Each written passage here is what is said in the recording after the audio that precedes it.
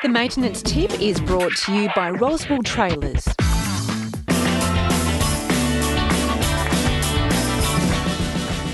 Jockey wheels often come standard with a trailer or caravan, but it's important to know how to use it properly to avoid damaging your vehicle or the jockey wheel. Now, we can see one here. Danny, tell me some things about the jockey wheel and how to make it safe for towing. Well, look, this would be a perfect example of the jockey wheel that was fitted the wrong way at the time of towing. We quite often get them like that, and really the customer would have done, they fitted the handle forward towards the vehicle, which means when they drive over the gutters, if they're a little bit lower, they'll grab it on the gutter or anything like that and just simply smash it off like this one in here. And to avoid that, what you would have to do is just simply put the wheel forward towards the vehicle, which means if they do end up hitting the gutter, the wheel will bounce off.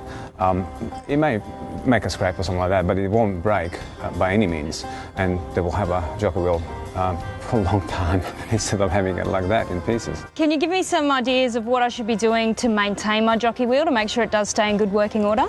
Well, yes. They have a set of bearings inside, and probably depends how you look after it. Like if you keep the trailer outside, if you do that, obviously there's going to be a lot of moisture around and going right through the whole thing. If you get a CSE spray can or RP7 or one of those, just spray a little bit just underneath here. Or some of them, if they get really, really bad, you have to take the pin out, swing it out, pull the whole lot out. There'll be a set of bearings in there, clean them up, put a bit of grease on it, put it back on, and put a pin back in. That's pretty much it. So if I was to damage my jockey wheel, I'm assuming that I should take it to somebody qualified like yourself to get it repaired? Well, not necessarily. Most people are fairly handy. If you do damage it, depending of how badly it is, sometimes it's not worth fixing it, getting the parts for it, just replace it completely.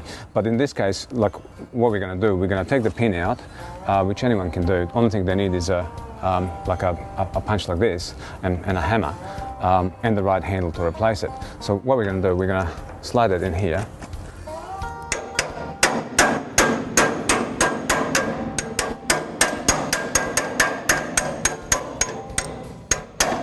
Tap that out, like that. Okay. All right. Now we'll use the screwdriver to pop it off, like that. Now, there's a couple of different ones. You can get one with a pin, or you can get multi-fit one with a Allen key. They're quite alright as well. Okay, now just going to make sure you get the right one. Now you also got to make sure that this is screwed up or under pressure right up to the top. Okay, so when you fit this on, make sure it's the right way around. Got a bit of that.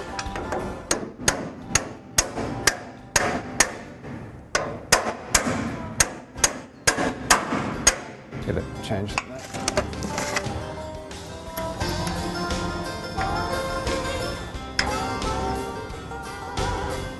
Tighten it up, and you're ready to go. Beautiful. That looks pretty simple. I think I'd be able to do that. Yeah, I'm sure you would be. If you had a golden tip in regards to jockey wheels, what would it be? Well, keep them serviced, because if you don't put a bit of oil or anything in the wheel itself, when you go to use it the next time, especially if you park it for a couple of months, you could be a little bit harder to lift it up. Especially, it's okay for the smaller trailers because you can actually pick it up and hook it on. But larger vans, drawbars are a lot heavier, which means you have to actually use the jockey wheel to wind them up and down to be able to hook it onto the vehicle. Squirt a bit of oil in it. Keep them maintained, and always fit them forward, like so. Okay, that's fantastic. Well, thanks for your tips, and I'm sure that you can stay with us again next time for some more great tips on trailer maintenance.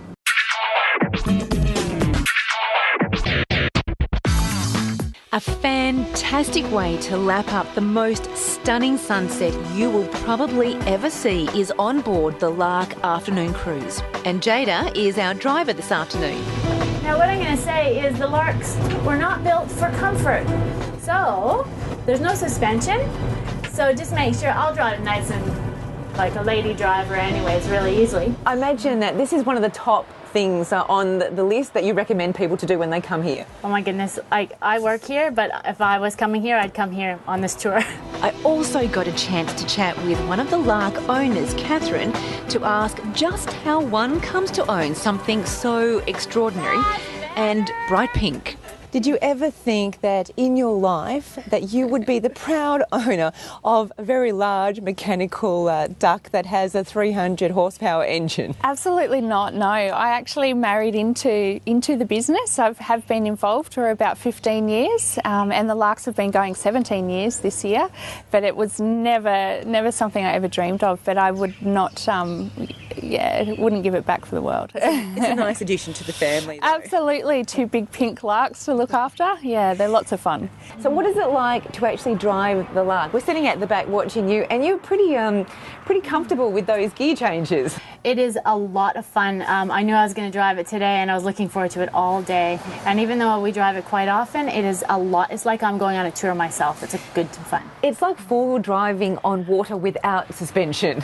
Yeah, without suspension, you notice that. Yeah, it's actually, it is, you go on water, we can drive 2-wheel drive, 3-wheel drive, 4-wheel drive, high, low, and marine with our propeller going. So how did this idea all begin? Where did it start? Well, we just have this busted head light station is right across the other side of the bay here at 1770, and it's quite inaccessible by car because it's on an island. And Des and Betty and my husband's parents and Neil, my husband, formed a partnership. They got hold of these amphibious craft from a car yard in Rockhampton, which is quite funny.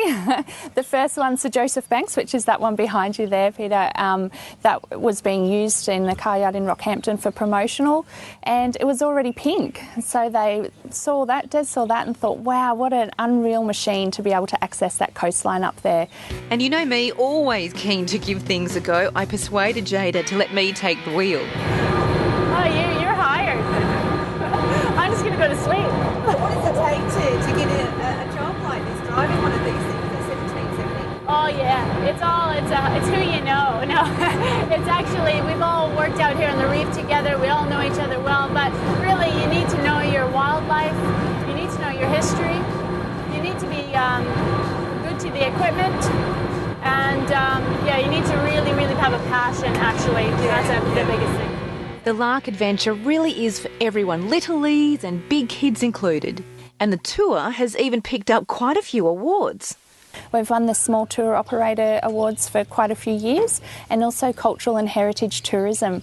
And just last year, it was our 3rd year that we've won that in a row. So we were awarded the Hall of Fame and also got the Tourism Champion Award, which is outstanding contribution by a company to tourism in the region. This 1-hour tour takes in the magic of the coastline and the Urimbula National Park. You really, really should put it on the list of things to do when you come to 1770. Remember, you can check out any of the places we visited in tonight's episode just by jumping on the website. Up from Bundaberg, it's been a terrific run-up. We've been very blessed with the weather. It's absolutely beautiful and probably a good place to fitting end here, right? At, yes. 1770, but we've got to go. I'm in love with 1770. It really is a place of peace, a place of expedition, a great discovery. We've met some fantastic people. But remember I said to you when we first left to come up this way, I asked you a question. I said, do you know what's special about Wednesday the 24th of May, That's 1770? Right. So you did too. Well, do you know what's special about that day? Well, I got a hunch the 1770's got something to do with it. Okay. Captain Cook landed here, this spot. Yep, came aboard his second voyage to Australia, came aboard with Sir Joseph Banks and Dr. Daniel Solander, the names of those 2 army ducks that I went out on. And he came here. Right here.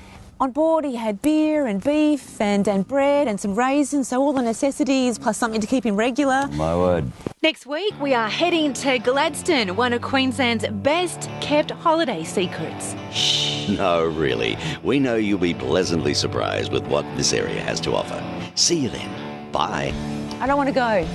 It's a beautiful spot, but we do have to go. Okay. And it's motorhome time, mate. It is motorhome time. Okay. All right, you're driving. Okay. Okay. You got it. Okay.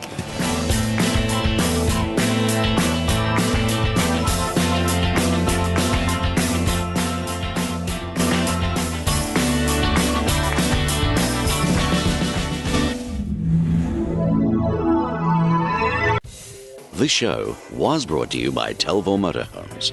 ARB 4x4 accessories and proudly supported by Caravan in Queensland.